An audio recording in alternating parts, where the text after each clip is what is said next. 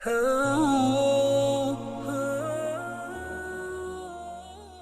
ایک مرتبہ حضرت امام شافعی نے حضرت امام احمد بن حنبل کو خط لکھا کہ بہت عرصہ ہوا آپ تشریف نہیں لائے، آپ سے ملاقات کو جی چاہتا ہے۔ حضرت امام شافعی استاد ہیں اور حضرت امام احمد بن حنبل ان کے شاگرد ہیں۔ حضرت امام شافعی کا قیام مصر میں تھا، اس لیے وہاں شوافع زیادہ ہیں۔ جواب میں حضرت امام احمد بن حنبل نے فوراً اپنا پروگرام لے کر بھیج دیا کہ فلاں دن فلاں تاریخ کو آپ کی خدمت میں مصر میں حاضر ہو رہا ہوں۔ حضرت امام شافعی نے اپنے گھر والوں کو، اپنے ملنے جلنے والوں کو اور دوست احباب اور دوسرے علماء کو ان کے آنے کی اطلاع دی، پھر ان کی دعوت اور ان کے استقبال کا خصوصی اہتمام کیا۔ لوگوں سے بتایا کہ اگرچہ وہ میرا شاگرد ہے مگر وہ ایک بڑے امام ہیں، اللہ تعالیٰ نے ان کو بڑا مرتبہ عطا فرمایا ہے۔ چنانچہ جس دن ان کو پہنچنا تھا اس دن امام شافعی اپنے شاگردوں اور دوسرے علماء کو لے کر ان کے استقبال کے لیے شہر سے باہر تشریف لے گئے۔ اس وقت مصر کے جو بادشاہ تھے وہ بھی حضرت امام شافعی کے معتقد تھے، وہ بھی امام صاحب کے ساتھ استقبال کے لیے چلے آئے۔ پھر بادشاہ کے ساتھ ان کے ارکان دولت بھی، وزراء امراء بھی آ گئے۔ وقت مقرر پر حضرت امام احمد بن حنبل پہنچ گئے۔ حضرت امام شافعی نے ان کا بڑا شاندار استقبال کیا، پھر عزت و احترام کے ساتھ ان کو لے کر گھر پہنچ گئے۔ ان کے لیے بہترین کھانے کا انتظام کیا۔ اس زمانے میں عام طور پر اولیاء اللہ اور بزرگوں کی شان یہ تھی کہ وہ کھانا بہت کم کھایا کرتے تھے اور رات بھر اللہ تعالیٰ کی عبادت کیا کرتے تھے۔ جب حضرت امام احمد بن حنبل کھانا کھانے بیٹھے تو دیر تک اس طرح کھانا کھاتے رہے جیسے کئی روز کے بھوکے ہیں۔ باقی لوگ کھانا کھا کر اٹھ گئے مگر وہ کھاتے رہے۔ لوگ بہت متعجب ہوئے کہ حضرت امام شافعی نے تو ان کی تعریف کی تھی، یہ بڑے اللہ والے اور بزرگ انسان ہیں، مگر یہ تو خوب پیٹ بھر کر کھانا کھا رہے ہیں۔ لوگوں میں اور گھر والوں میں ان کے بارے میں چہمگوئیاں ہونے لگیں، لیکن کوئی کچھ نہ ملا۔ پھر جس کمرے میں حضرت امام احمد بن حنبل کے لیے رات کے وقت آرام کرنے کا انتظام کیا گیا تھا، اس کمرے میں حضرت امام شافعی کی بچیوں نے ایک مصلی بچھا دیا، مسواک رکھ دی، استنجا کے لیے ڈھیلے اور پانی رکھ دیا اور وضو کے لیے لوٹا بھر کر پانی رکھ دیا تاکہ وہ جب رات کو تہجد کے لیے اٹھیں انہیں کسی قسم کی کوئی پریشانی نہ ہو۔ اور اس زمانے میں رات کو تہجد کے لیے اٹھنا ایک عام معمول تھا۔ اللہ تعالیٰ بچائے، آج ہمارے زمانے میں یہ افسوسناک ماحول ہو گیا کہ صبح 8 بجے اور 9 بجے اٹھنا ہمارا معمول بن چکا ہے۔ اس زمانے میں تو عام لوگ بھی تہجد کی نماز پڑھا کرتے تھے اور قائم اللیل ہوا کرتے تھے۔ جو علماء و صلحاء تھے وہ تو رات کے وقت عبادت کیا ہی کرتے تھے۔ اللہ تعالی ہم سب کو بھی تہجد پڑھنے کی توفیق عطا فرمائے۔ بہرحال حضرت امام احمد بن حنبل نے رات کو اس کمرے میں آرام کیا اور صبح اٹھ کر فجر کی نماز پڑھنے چلے گئے۔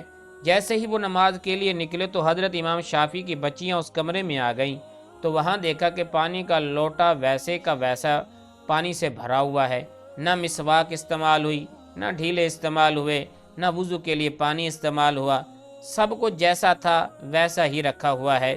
اب ان کے دل میں یہ شبہ ہوا کہ شاید رات کو چونکہ زیادہ کھا لیا تھا اس لیے تہجد کے لیے آنکھ نہیں کھلی۔ جب فجر کی نماز پڑھ کر حضرت امام احمد بن حنبل تشریف لائے تو گھر والوں نے حضرت امام شافعی سے کہا، آپ نے فرمایا تھا کہ وہ تو بڑے اللہ والے اور بہت بڑے بزرگ ہیں، مگر رات کو انہیں کھانا بھی خوب کھایا۔ رات کو ہم نے ان کے وضو اور استنجا کے لیے پانی اور ڈھیلے رکھے تھے، وہ بھی استعمال نہیں ہوئے۔ معلوم ہوا کہ رات کو تہجد کی نماز بھی نہیں پڑھی۔ اب حضرت امام شافعی کو بھی تشویش ہوئی، لہٰذا انہوں نے حضرت امام احمد بن حنبل کو بلایا اور تنہائی میں لے جا کر ان سے پوچھا، اس طرح کی باتیں سننے میں آ رہی ہیں کہ آپ نے کھانا بھی غیر معمولی طور پر کوئی زیادہ کھایا۔ جس کمرے میں آپ کے لیے سونے کا انتظام کیا گیا تھا اس کمرے میں آخری شب میں استعمال کے لیے جو چیزیں رکھی گئی تھیں وہ بھی استعمال میں نہیں آئیں، کیا بات ہوئی؟ آپ پہلے تو ایسے نہیں تھے، کیا یہاں سے جانے کے بعد آپ کے مزاج میں کچھ تبدیلی آ گئی ہے؟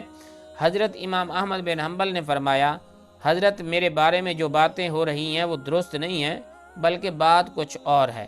بات دراصل یہ ہے کہ میں جس وقت کھانا کھانے کے لیے آپ کے دسترخوان پر پہنچا اور جس وقت میں نے اس کمرے میں قدم رکھا تو میں نے دیکھا کہ اس کھانے کے حلال اور طیب ہونے کی وجہ سے وہ کمرہ نور سے چکا چوند ہو رہا ہے، اور یہ دیکھا کہ آسمان سے لے کر اس دسترخوان تک انوار کی بارش ہو رہی ہے۔ جب میں نے یہ صورتحال دیکھی تو میں نے سوچا کہ شاید اس سے زیادہ حلال اور طیب کھانا مجھے زندگی بھی نہ ملے گا، لہذا جتنا بھی زیادہ سے زیادہ اس کو کھایا جا سکے کھا لیا جائے۔ اس لیے اس کھانے کا ذرہ ذرہ ایمان کو اور دل کو روشن کرنے والا ہے، اس لیے مجھ سے جتنا زیادہ سے زیادہ کھانا کھایا جا سکا کھا لیا۔ میں نے یہ نہیں دیکھا کہ کون کتنا کھا رہا ہے، کون میرے بارے میں کیا سوچ رہا ہے۔ جہاں تک مجھ میں کھانے کی سکت تھی میں کھاتا گیا۔ پھر حلال کھانے سے بد ہضمی بھی نہیں ہوتی بلکہ سریع الہضم ہوتا ہے، اور اندر جا کر جزو بدن بن جاتا ہے اور روح کو منور کرنے کا ذریعہ بن جاتا ہے۔ الحمدللہ میں نے اس کا اثر محسوس کیا۔ کھانا کھانے کے بعد نہ تو مجھے بد ہضمی ہوئی نہ مجھے تکلیف ہوئی۔ پھر کھانا کھانے کے بعد عشاء کی نماز سے فارغ ہو کر جب میں اس کمرے میں پہنچا جہاں آپ نے میرے لیے آرام کا انتظام کیا تھا، وہاں جا کر تو میری حالت ہی بدلی ہوئی تھی۔ سونے کو آرام کرنے کو طبیعت نہیں چاہ رہی تھی۔ اگرچہ میں لمبا سفر کر کے آیا تھا، مگر اس کھانے میں اتنی غذائیت اور توانائی تھی کہ میری تھکان بھی ختم ہو گئی اور سستی بھی جاتی رہی۔ جب میں سونے کے لیے لیٹا تو مجھے نیند نہ آئی، لہذا میں لیٹا رہا اور لیٹے لیٹے قرآن و حدیث میں غور کرتا رہا، حتیٰ کہ پوری رات غور و فکر کرتے ہوئے گزار دی۔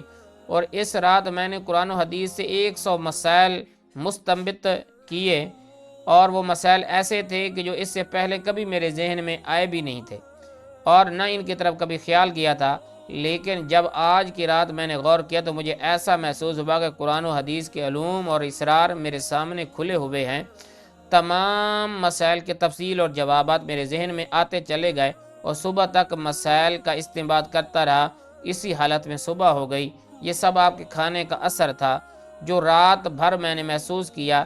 اس لیے تہجد کے وقت نہ لوٹا استعمال کرنے کی ضرورت پیش آئی، نہ مسواک کی ضرورت پیش آئی، اور وہی عشاء کا وضو میرے لیے فجر میں کام آیا۔ یہ سن کر حضرت امام شافعی نے پھر اپنے گھر والوں کو حقیقت حال بتائی، اور جو لوگ ان کے بارے میں غلط قسم کی باتیں کر رہے تھے ان سے کہا تم نے ان کی شان میں گستاخی کی ہے، لہذا ان سے معافی مانگو، ان کا تو یہ حال ہے۔